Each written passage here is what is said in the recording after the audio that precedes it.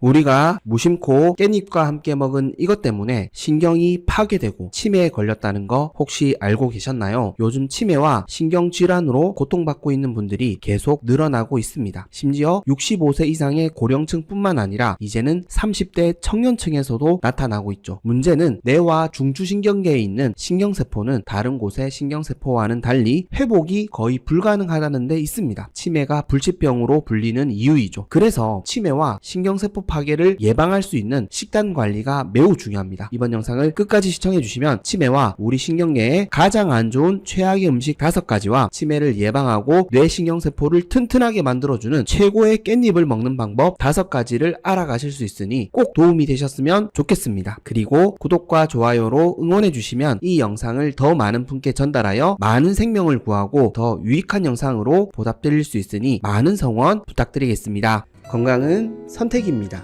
선잘.